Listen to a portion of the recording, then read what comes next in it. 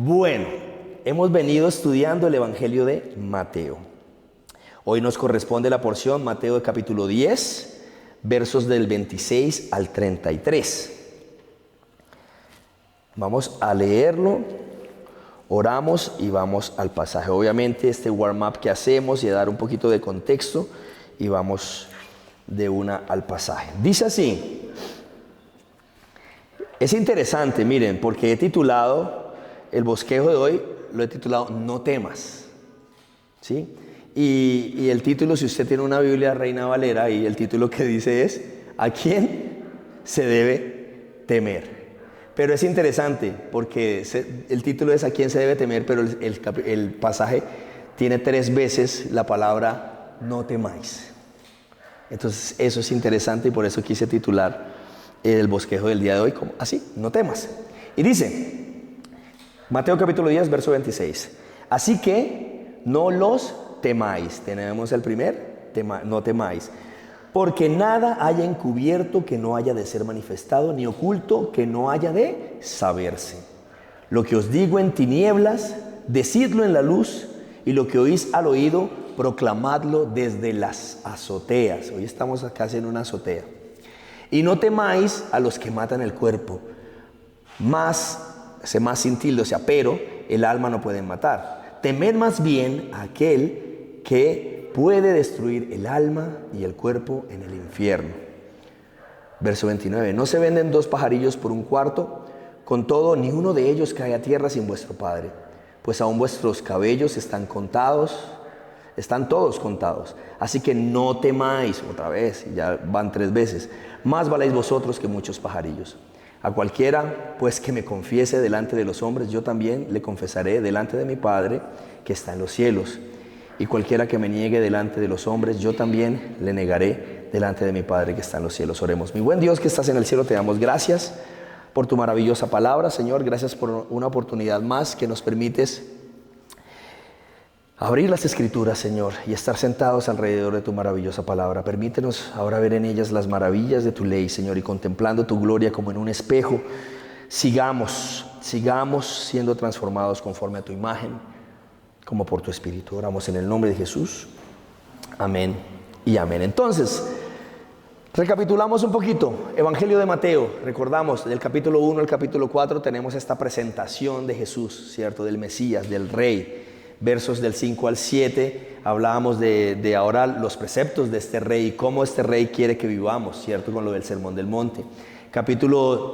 Después del Sermón del Monte, el capítulo 8 y 9, vimos el poder y la autoridad de este rey, de Jesús haciendo milagros, etcétera, etcétera, hablándole al viento, a los elementos y ordenando y mostrando su autoridad y poder sobre la naturaleza, sobre los demonios, echándolos fuera, sobre la enfermedad, sobre la muerte, resucitando a la hija de Jairo, ¿cierto? Muchos hablan de que a partir del capítulo 5 hasta el capítulo 16 es el ministerio público de Jesús, ¿sí? Entonces, interesante es lo que hemos visto. Y hemos visto en esta nueva sección, cuando empezamos el capítulo 10, vimos a Jesús ahora haciendo parte ahora a sus discípulos también y entrenándolos, dándole autoridad, ¿cierto? Y enviándolos. Pero en ese enviándolos vimos cosas muy interesantes. Hablamos del apóstol, que es un enviado, y vimos las características de estos apóstoles a la luz de la palabra y cómo podemos a la luz de la palabra ver si esto coincide con lo que vemos hoy, lo que hoy llamamos apóstol, ¿cierto? Súper interesante. Y en nuestra reunión anterior, a mí me encantaron varias cosas. Recuerdan que Jesús decía que los envío como ovejas en medio de lobos, y hablábamos de esa vulnerabilidad, ¿cierto? Que puede tener una oveja ante un lobo, pero hablábamos de 2 palabras: prudentes como serpientes y sencillos como palomas. Estas 2 características, esta prudencia, astucia y sabiduría, ¿sí? Que hace referencia a no caer en problemas innecesarios, pero la sencillez también, para que cuando estemos en medio de esos problemas, por causa del Señor, ¿no?, sepamos cómo reaccionar ante esas adversidades. Y obviamente es lo que aprendíamos también capítulos atrás en el Sermón del Monte. Y hablábamos de esta frase que la dijimos en inglés: run from the fight. Fight is not good, but if the fight comes to you, win.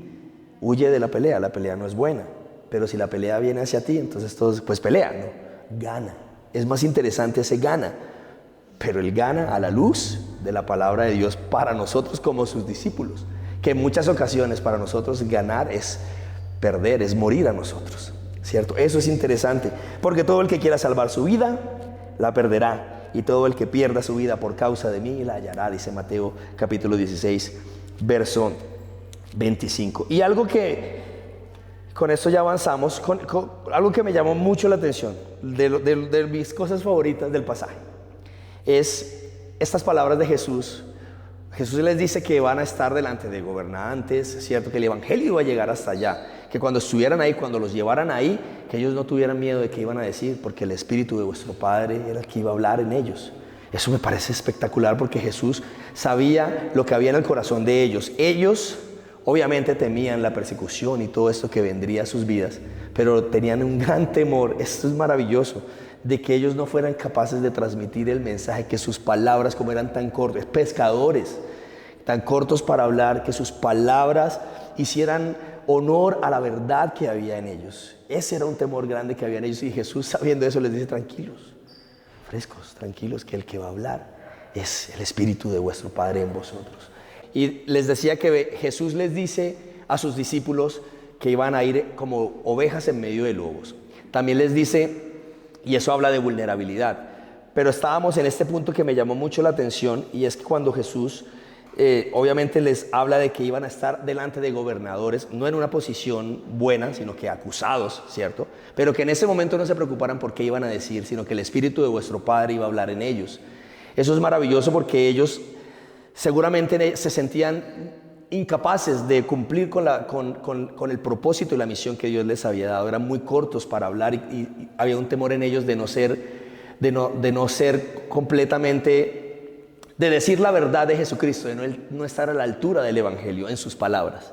Y el Señor les dice: tranquilos, que es que cuando estén ahí se les va a dar lo que tienen que decir, y es vuestro Padre el que va a hablar en ustedes. Y es tremendo, porque ellos de pronto carecían de todo lo que hoy tenemos, estas habilidades comunicativas, herramientas, multimedia, tantas cosas, pero sí tenían el Espíritu de vuestro Padre en ellos. Y contrasta mucho con la iglesia de hoy, porque hoy sí tenemos todo eso: comunicación asertiva, habilidades comunicativas, entrenamientos, etcétera, etcétera. Pero la pregunta es si es realmente el Espíritu de nuestro Padre hablando en nosotros.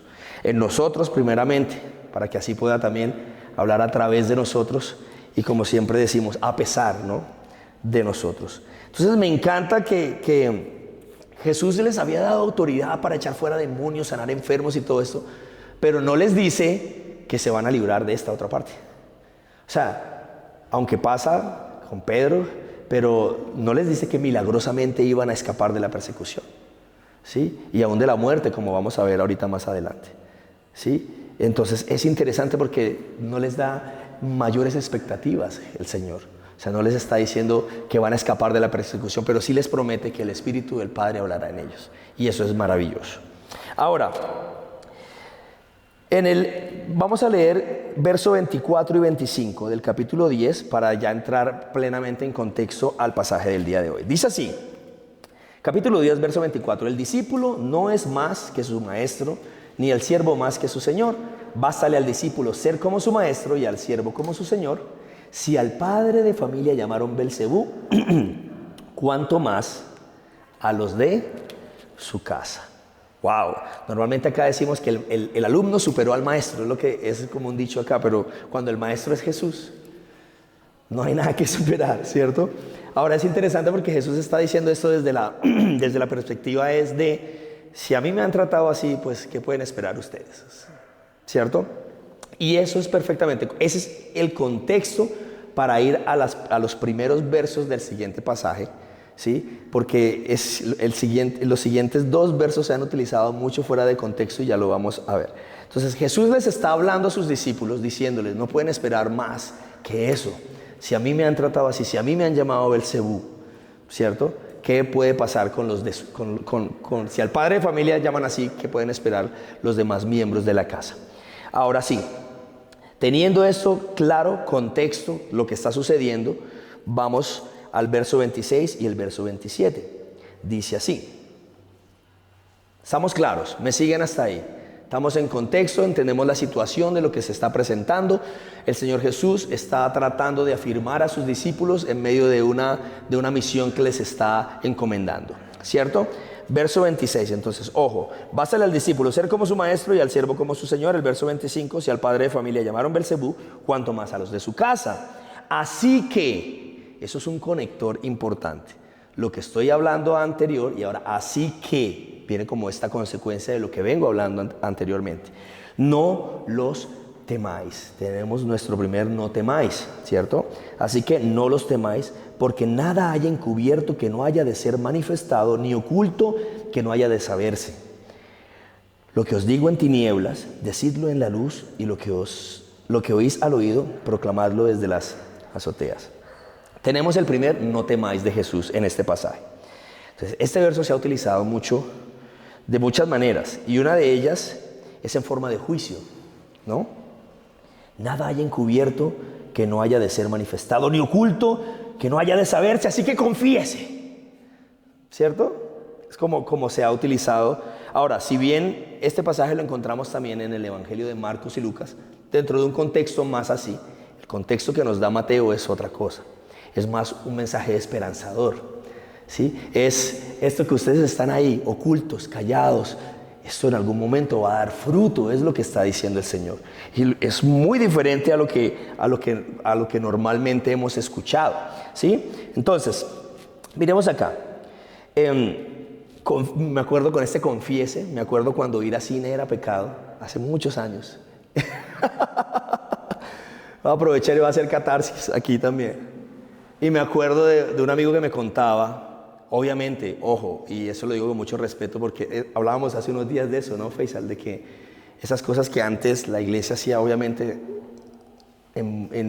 creemos que en la mayor cantidad había una intención de cuidarnos y de cuidarnos y de llevarnos por un camino adecuado y correcto. Entonces, por eso lo digo con mucho respeto. Pero recuerdo esa situación de que tenían a uno de mis amigos, ustedes fueron al cine, confiese. Sí, entonces es como hemos más o menos interpretado este pasaje y en muchas ocasiones se ha enseñado así. Pero en el contexto de Mateo, sí, que es donde estamos ahorita, es otro contexto, es un contexto de esperanza, de que lo que estos discípulos estaban ahí viviendo, ocultos, ahí calladitos, iba a dar fruto. Y hoy nosotros estamos aquí, ocultos, bueno, ¿cierto? Acá en un lugar distante, aquí apartaditos, pero yo creo que esto va a dar fruto. Sí, tengo la plena convicción porque Dios nos ha dado algo a nosotros particular y diferente, ¿sí? Y eso es importante, es interesante y es importante que lo abracemos hoy más que nunca, ¿sí? Que obviamente hay cosas que tenemos que trabajar y seguir haciendo, pero no estamos para hacer lo que otras comunidades están haciendo. Dios nos ha dado algo especial a nosotros y debemos abrazar eso.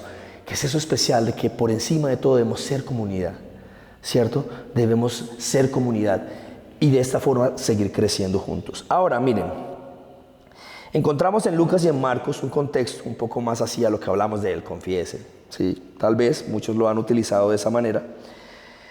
Y claro, como hijos de Dios, debemos andar en luz. Miren,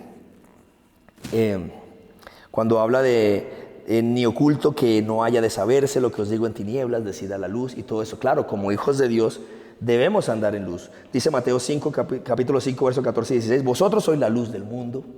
Una ciudad asentada sobre un monte no se puede esconder, ni se enciende una luz y se pone debajo de un almud, sino sobre el candelero y alumbra a todos los que están en la casa. Así alumbre vuestra luz delante de los hombres, para que vean vuestras buenas obras. Pero eso tiene un propósito, no es para que ustedes sean las estrellas, sino para que los vean a ustedes, pero glorifiquen a vuestro Padre que está en los cielos. Efesios 5:8, porque en otro tiempo erais tinieblas, mas ahora sois luz en el Señor, andad como hijos de luz. Claro que sí, que debemos andar en luz. Nuestro Señor, nuestro Dios es un Dios de luz, debemos andar en luz. Eso es perfecto, pero si respetamos un poco, si respetamos el contexto de lo que está hablando Mateo, estas palabras no son para emitir un juicio, sino para dar esperanza. ¿Estamos claros hasta ahí? Entonces, vemos en el verso anterior que Jesús dice, al padre de familia lo llamaron Belcebú, cuanto más a los de su casa, pero no tengan miedo, porque esto que estáis haciendo hoy aquí, esto que nadie ve, sabes que a su tiempo va a dar fruto. Es lo que Jesús está diciendo. Y se hablará de todo esto en todo el mundo, y no solo ahora, sino para siempre.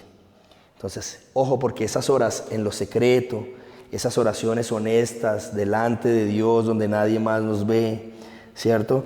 Esas lágrimas que hemos derramado delante de Dios en la noche, cuando estamos ahí, eso, cuando lo traemos delante de Dios, da fruto a su tiempo, da fruto en el tiempo de Dios.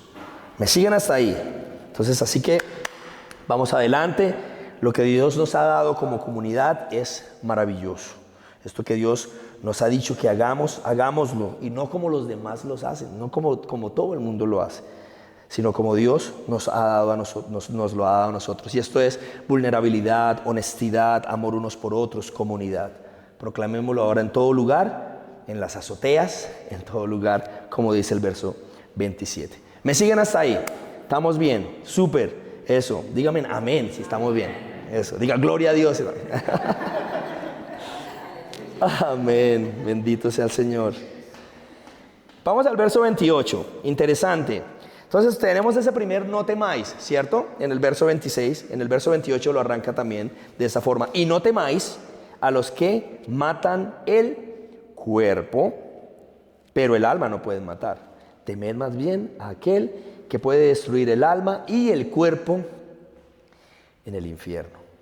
Tenaz, tremendo. Mire, Jesús sigue poniendo en perspectiva a los discípulos.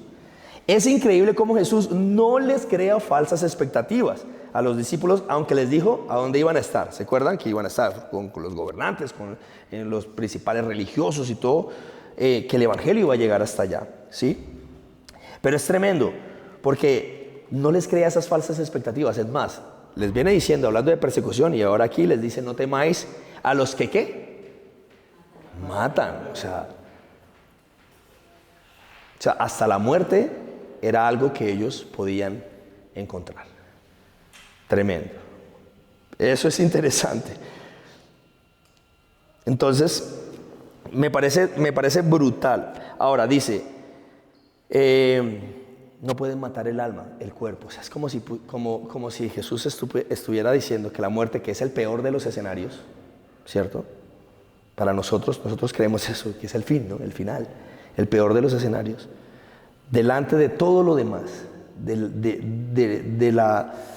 de lo glorioso que iban a vivir y experimentar a través del evangelio y de proclamar el evangelio, eso, aún la muerte no era nada. Miren, alguna vez hablábamos de esto, es interesante ponerlo ahorita. Esto que llevó a estas personas a dar su vida, ¿cierto? Su vida por el evangelio, es increíble. No sé si han visto todas estas o han leído o han escuchado de todas estas escenas de la primera iglesia, de esta otra iglesia perseguida, ¿cierto? Muriendo en el Coliseo romano, leones devorados por fieras, y que ellos cuentan, esto es maravilloso, que dejaban a los más pequeños en el centro, ¿cierto? Y hacían círculos cuando venían las fieras sobre ellos. Claro, para que se salvaran, sí, pero no era solo era para que la semilla puesta en ellos del evangelio pudiera continuar. Y miren hasta dónde llegó, que estamos aquí. Y yo digo, ¿qué vieron? ¿Qué experimentaron estas personas? O sea, ¿qué fue lo que ellos vieron? Sí, realmente, ¿qué es lo que vieron para dar su vida hasta ese punto? Si nosotros hoy, la iglesia se incomoda y ya empezamos a renegar, a quejarnos, ¿cierto? Es tremendo. Y Jesús aquí les está poniendo en plena perspectiva. Aún si la muerte, aún podrían hallar la muerte en medio de eso. Es tremendo. Pero ojo, aún eso no teman de eso. Teman al que sí puede destruir el alma y el cuerpo en el infierno. Y nosotros inmediatamente pensamos en nuestro contexto cultural, de que esa persona es el diablo. ¿Sí? Y no es así. ¿Quién puede destruir el alma y el cuerpo? ¿Quién tiene esa potestad, ese poder? ¿Cierto que en nuestro contexto uno piensa es como en alguien enemigo? ¿Cierto? Como en alguien en enemigo, o sea, el diablo, demonios. Uno piensa en eso, ¿cierto? En nuestro contexto. Pero no, realmente el que puede destruir el alma y el cuerpo es Dios. Es el único que tiene esa potestad sobre nosotros. ¿Sí? Entonces, ¿temed a quién? Al que me daña, al que me hace en nuestro diario vivir, en las cosas que vivimos aquí en este mundo. Obviamente, pues somos humanos y a veces tememos y nos da miedo, pero es la palabra que el Señor nos dice hoy. No tengan miedo, tranquilos, no echen para adelante. Temer, témanle a Dios. Y ese temer, pues se traduce en obediencia a Él, ¿cierto? Maravilloso. Esta palabra del alma y el cuerpo en el infierno, Jesús nombra varias veces esta palabra que es el valle de Ginón, ¿no? El Yená. Este Yená era un lugar a las afueras de Israel, de Jerusalén, perdón, y era un lugar asociado con idolatría, donde se rendían culto a otros dioses, ¿sí? Y que con el tiempo se convirtió en un basurero en el que la llama constantemente ardía, precisamente por desechos y todo esto. Entonces, claro, un lugar de putrefacción, un lugar de fuego, ¿sí? Entonces es asociado, es lo que Jesús asociaba a ese lugar, precisamente con ese lugar al que irán las personas cuando no reciban a Jesús, el mensaje del Evangelio. Entonces es interesante. Entonces, ok, que no se me vayan a... Ese temer a Dios, ese temer al único, nos pone en perspectiva para la vida y nos hace entender que no estamos corriendo a la nada, ¿cierto? Que no estamos dando puños al aire, sino que hay un propósito, ¿sí? Y es interesante. Mira, Jesús les insta a los apóstoles a seguir adelante, sabiendo que hay un premio mayor. La muerte no es nada al lado de ese premio, ¿sí? Que cualquier cosa es mayor ese premio a cualquier cosa en este mundo. Hablando de la muerte, que sería lo más terrible que aquellos le podrían hacer, pero que aún eso no es nada frente a la gloria que iban a ver y iban a experimentar, ¿sí? Y este galardón maravilloso que nosotros sabemos cuál es nuestro galardón. No es el premio que nos van a dar, es Cristo mismo, ¿cierto? Y eso ya se nos fue dado en la cruz del Calvario. Ahora, es lo que el apóstol Pablo escribe a los Corintios en su primera carta, en el capítulo 9, verso 26, que dice: así que yo de esta manera corro, no como a la aventura, de esta manera peleo, y no como quien no como quien golpea el aire. O sea, hay propósito, vale, aún en la muerte. ¡Wow! Tremendo. Ahora, miren, es interesante porque este pasaje, en una primera leída que uno le hace, es como raro, el pajarillo. Vamos a ir a explicar eso del pajarillo. Es como raro, pero van a ver cómo empezamos a estudiarlo y realmente es sencillo. Súper profundo, pero es sencillo. Entonces, verso 29. No se venden dos pajarillos por un cuarto, con todo ni uno de... 29 al 31.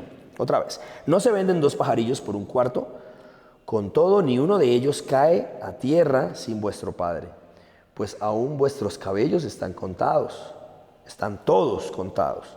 Así que no temáis, más valéis vosotros que muchos pajarillos. Contexto. El contexto nos deja claro esto que está hablando Jesús del pajarillo. Miren, este pajarillo de lo que está hablando, algunos lo asocian con un gorrión, era aquel que comían las personas más pobres de Israel, ya que cada uno costaba 1/16 del salario de un día de trabajo, ¿sí?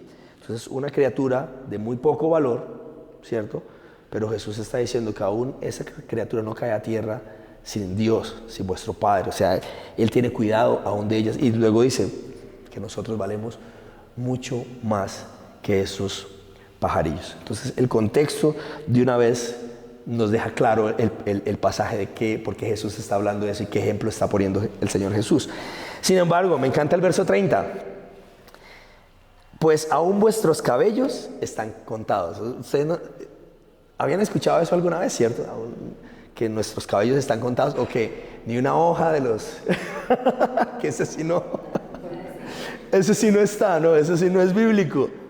Pero yo creo que viene como de ahí, ¿no? De que todos nuestros cabellos están contados. Él nos conoce. Isaías capítulo 49:1. Oídme, costas, y escuchad, pueblos lejanos. Jehová me llamó desde el vientre, desde las entrañas de mi madre, tuvo mi nombre en memoria. Otra vez. Oídme, costas, y escuchad, pueblos lejanos. Jehová me llamó desde el vientre, desde las entrañas de mi madre, tuvo mi nombre en memoria. Brutal. Él nos conoce, y el que nos conoce también nos cuida. Isaías 46, 3 y 4. Oídme, oh casa de Jacob, y todo el resto de la casa de Israel, los que sois traídos por mí desde el vientre, los que sois llevados desde la matriz. Yo hasta la vejez, yo mismo, y hasta las canas os soportaré yo. Yo hice, yo llevaré, yo soportaré y guardaré. Entonces, es increíble lo que Jesús les está hablando a sus apóstoles acá, y vemos claramente que está hablando es de esperanza, ¿no? O sea, cero juicio, de esperanza, de no temer. Que vas a temer a alguien, pues témele a Dios. Y miren, habla de que no teman a los que les pueden matar, témanle al único que los podría matar y les ha dado vida, es Dios. Eso es maravilloso. Pues aún vuestros cabellos están todos contados. Habla de esto, de que nos conoce, ¿cierto? Y hoy precisamente que se celebra el Día de la Madre, miren, me hace pensar en esto. Una mamá que cuando su bebé nace, y papás también, ¿sí o no? Cuando su bebé nace, uno los mira, ¿cierto? Uno los mira toditos. Uno le mira los piecitos chiquiticos, dedo por dedo, las uñitas, que recuerdo que a mí me daba nervios cortarle las uñas a Mari, me daba miedo de lastimarla. ¿Sí? Pero una mamá sabe dónde está el lunarcito, sabe dónde es el piecito, la curvita del pie acá, el ojito acá. O sea, una mamá tiene claro cómo es el cuerpecito de su bebé, ¿sí o no? Y ya cuando crecen, no tiene que decir el hijo nada, sino que ya su mamá sabe qué está pensando. O sea, lo aprende a conocer de una forma tan brutal y tan increíble. Imagínense Dios con nosotros. Él nos conoce, sabe de qué tenemos necesidad, sabe qué nos duele, sabe qué nos afana, sabe qué nos preocupa, pero valemos nosotros más que muchos pajarillos. Maravilloso. A mí me emociona eso. Me emociona porque yo he visto el favor de Dios, yo he visto la misericordia de Dios, yo he visto cuando hemos decidido confiar en Él, lo hemos visto. O sea, esto suena lindo, suena muy bonito lo que yo les estoy diciendo, ¿sí? Y está aquí, es que está aquí, lo estamos estudiando. Pero es que es lo que yo he experimentado en Dios, lo hemos visto con mi esposa, con mis hijas, lo hemos vivido. De la nada Dios ha hecho algo. Sí, donde no hay nada, Dios ha hecho algo. Y eso es increíble, porque no es solamente algo que me dijeron, algo que me contaron, algo que he leído, no, es algo que vivo, que he vivido todos los días. Y es maravilloso. Por eso me emociono. Y ya casi para terminar, perdón, versos 32 y 33. Dice, eso es muy lindo, y volvemos a lo mismo, de esta dualidad en el pasaje, bueno, en el pasaje no, pero de la exégesis y la interpretación que se ha hecho alrededor de este pasaje. Juicio o esperanza, ¿cierto? Están esas dos cosas ahí, ¿cierto? En el pasaje no, sino en la interpretación, ¿cierto? Ahora, verso 32. A cualquiera, pues, que me confiese delante de los hombres, yo también le confesaré delante de mi Padre que está en los cielos. Y a cualquiera que me niegue delante de los hombres, yo también le negaré delante de mi Padre que está en los cielos. Ahora aquí, ese confiese es la palabra homolegeses, que tiene que ver con una confesión continua e integral. Y es la misma palabra que se usa, por ejemplo, en 1 de Juan 1:9, si homolegeses nuestros pecados, Él es fiel y justo, ¿cierto? Para perdonar. Romanos 10:9, que si confesares con tu boca que Jesús es el Señor y crees en tu corazón que Dios le levantó de entre los muertos, serás salvo, ¿cierto? Porque con el corazón se cree para justicia, pero con la boca se confiesa para salvación. Entonces es esa confesión continua, ¿sí? Y esa confesión continua es a través de nuestra vida, ¿cierto? De nuestra vida. Y lo que hablamos de esta congruencia, de que lo que hablamos coincida con lo que vivimos. Interesante. Una cosita más acá, miren. Es tremendo que Jesús está hablando aquí, que cualquiera que me confiese delante de los hombres, yo lo confesaré delante de mi Padre. A cualquiera que me niegue delante de los hombres, yo también le negaré delante de mi Padre. La Biblia es maravillosa, porque hay alguien aquí que está escuchando estas palabras. Hay uno de los discípulos que está aquí y está escuchando las palabras de Jesús sobre confesarlo delante de los hombres y sobre no negarlo, ¿cierto? Y un tiempo después lo va a negar, que es Pedro. Entonces dices, no, pero ¿por qué si Pedro lo negó? Entonces, ¿por qué Pedro sí es salvo o no es salvo? ¿Qué pasa? ¿Sí? Pues eso es fácil. Y miren, vamos a ir a 2 de Timoteo, capítulo 2, verso 12, por favor. Mi separador me traicionó. Ah, no, aquí está.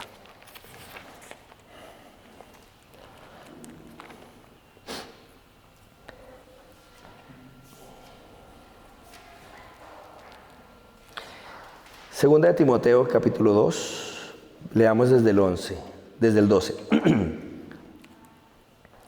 Si sufrimos, no, desde el 11, palabra fiel es esta: si somos muertos con Él, también viviremos con Él, ¿cierto?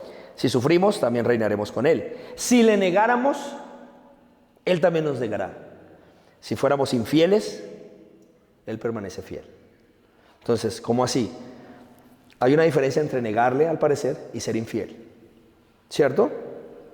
Hay una diferencia. La diferencia entre negarle y ser infiel es el arrepentimiento. Y es lo que expresó Pedro precisamente después de negarle, ¿cierto? Entonces este negarle o no confesarle delante de los hombres tiene que ver precisamente con no reconocerle a Él como nuestro Señor o como nuestro Dios, ¿cierto? Como nuestro Salvador. Y ahora en ese caminar con Él seguramente vamos a ser infieles. No sé si me estoy haciendo entender. Y es el ejemplo que vemos precisamente con Pedro. Y ahora, permítame y leo una vez más. Mire. Lea esto conmigo. Y le pido que lo meditemos un poquito. Palabra fiel es esta. Estos símil y comparaciones que hacen, ¿no? Estas contradicciones. Si somos muertos con Él, también viviremos con Él. Claro. Si sufrimos, también reinaremos con Él. Si le negáramos, Él también nos negará. Y vemos esto también en Mateo, que es lo que las palabras de Jesús. Si le negáramos, Él también nos negará. Y si fuéramos infieles, o sea, ¿qué es lo que debería decir ahí? Miren lo que viene diciendo. Si sufrimos, reinaremos. Si somos muertos, viviremos. Si le negáramos, Él también nos negará. Y si fuéramos infieles, dígame usted, ¿qué es lo que debería decir ahí? Pero ahí donde debería decir, si fuéramos infieles, Él también sería infiel, dice, Él permanece fiel. Si fuéramos infieles, Él permanece fiel. Si fuéramos infieles, en nuestro caminar con Dios nos vamos a equivocar muchas veces. Sí, pero Él permanece fiel. Por eso es que hablábamos también que Él habla en nosotros, a través de nosotros, pero sobre todo a pesar de nosotros. Si fuéramos infieles, Él permanece fiel Él no puede negarse a sí mismo. Él es fidelidad. No puede negarse a sí mismo. Eso es increíble. Y es lo que hemos vivido con Dios. Es lo que hemos visto en Dios, en nuestro caminar con Dios. Si hacemos memoria, seguramente muchos de los que estamos aquí, todos de los que estamos aquí hemos fallado a Dios, ¿cierto? Pero Él permanece fiel. Él es fiel. Y me encanta cuando leíamos, témele a aquel que puede destruir el alma y el cuerpo en el infierno. O sea, temámosle a Dios. A los que pueden matar el cuerpo, no. Aquel que sí lo puede, aquel que sí puede matar el alma y el cuerpo, a ese sí témele. Y no solo eso, sino que aquel que sí podría matarnos es el que ha decidido darnos vida. Y esa vida nos la ha dado también a través de su amor y de su fidelidad. Y como lo vemos, si ustedes fueran infieles, pues Él también sería infiel. Es lo que el texto, es lo que la gramática diría, es lo que debería decir ahí. Y no, resulta que si nosotros fuéramos infieles, Él permanece fiel, Él no puede negarse a sí mismo. Oremos.